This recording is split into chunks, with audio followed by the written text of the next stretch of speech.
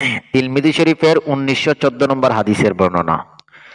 ক্বালা রাসূলুল্লাহ সাল্লাল্লাহু আলাইহি ওয়াসাল্লাম, নবীজি সাল্লাল্লাহু আলাইহি ওয়াসাল্লাম বলেন, মান আলা জারিয়াতাইন, কোন বাবার যদি দুইটা কন্যা সন্তান থাকে, ওই কন্যা সন্তানকে সঠিকভাবে লালন পালন করে, মেয়েদেরকে বুকের মধ্যে আগলে রাখে, ওই মেয়েটাকে কলিজার টুকরা মনে করে দুইটা মেয়েকে সুন্দরভাবে লালন পালন করে, নবীজি বলেন দাখালাত আন ওয়া হুয়াল কাহাজান্না কাহাতাইন, দাখালাত আনা ওয়া হুয়াল জান্না কাহাতাইন, আমার দুইটা আঙ্গুল যেভাবে মিলিত, শাহাদাত আঙ্গুল, যে আঙ্গুল দিয়ে নামাজের সাক্ষী দেন, ওই আঙ্গুল আর মাঝের আঙ্গুল যেভাবে একসাথে একত্রিত করলে যেভাবে মিল থাকে, ঠিক তদ্রূপ ভাবে আমি আর ওই বাবা, ওই মেয়ের কন্যার অভিভাবক একসাথে জান্নাতে প্রবেশ করব। সুবহানাল্লাহ। আল জামিউ সগীরের 8083 নম্বর হাদিসের বর্ণনা। এই হাদিসের মধ্যে আসছে, ক্বালা রাসূলুল্লাহ সাল্লাল্লাহু আলাইহি ওয়াসাল্লাম, নবীজি সাল্লাল্লাহু আলাইহি ওয়াসাল্লাম বলেন, মা মিন মুসলিমিন তুদরিকুহু ইবনাতান, কোন মুসলমানের যদি দুইটা কন্যা সন্তান থাকে, ফায়ুহসিনু সুহবাতাকুমা, দুইটা কন্যাকে সুন্দরভাবে লালন পালন করে, কখনো তাদেরকে অন্য কিছু বুঝতে দেয় না, কখনো অন্য কিছু বুঝতে দেয় না, মানে এরকম মনে করে না তারা মেয়ে হিসাবে জন্ম নিয়েছে বিধায় তারা বলে না আল্লাহ কেন যে আমার মাইয়া বানাইলো, কেন যে আমি মেয়ে হিসাবে জন্ম নিয়ে আমি অপরাধ করছি, এরকম তারা মনে করে না।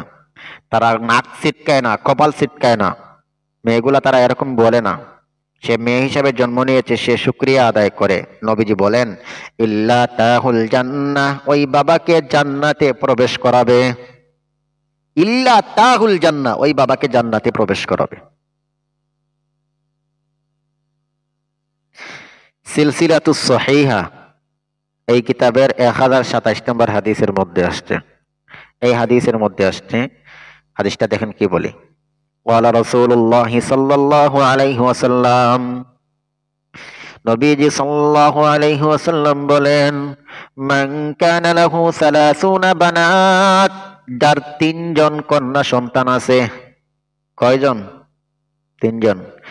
যার 3জন কন্যা সন্তান আছে, ফায়ুকুইহিন, ওই কন্যাদেরকে আশ্রয় দে, প্রশ্রয় দে, মানে এরকম মনে করে না দূর খালি আল্লাহ আমার মেয়ে দে, ওই বাবা এরকম বলে না, ওই বাবা এরকম বলে না দূর আমার আল্লাহ শুধু আল্লাহ মেয়ে দে, একটা ছেলেও হয় না, ওই বাবা এরকম বলে না, এটা বলে না। ওয়ায়ুকফিহিন, আর এটা বলে মা তোমাদের কোনো চিন্তা নাই, ওই বাবা এরকম বলে মা তোমাদের কোনো চিন্তা নাই, আমি বাবা আছি তোমাদের সাথে। ওয়ায়াযহাহুমহুন, তাদেরকে দয়া করে মায়া করে। নবীজি বলেন ওয়াজাবাত লাহুল জান্নাহ আলবাত্তাতা, আলবাত্তাতার মানে হলো জান্নাত আল্লাহ তাআলা ওই বাবার জন্য অবধারিত করে দেন। কি করে দেন? সুবহানাল্লাহ। জান্নাত আল্লাহ তাআলা ওই বাবার জন্য অবধারিত, আলবাত্তাতা অবধারিত করে দেন। যার একজন কন্যা সন্তান আছে তার জন্য আল্লাহ তাআলা সুসংবাদ দিয়েছেন জান্নাতে, যদি সে সঠিকভাবে লালন পালন করতে পারে। আমি তো নিয়ত করছি আমি যদি বিয়া করি আমি কইব আল্লাহ আমার শুধু তুমি ভাইয়া দিও। আল্লাহ তাআলা সবাই এটা বোঝার তৌফিক দান করুক, আমিন।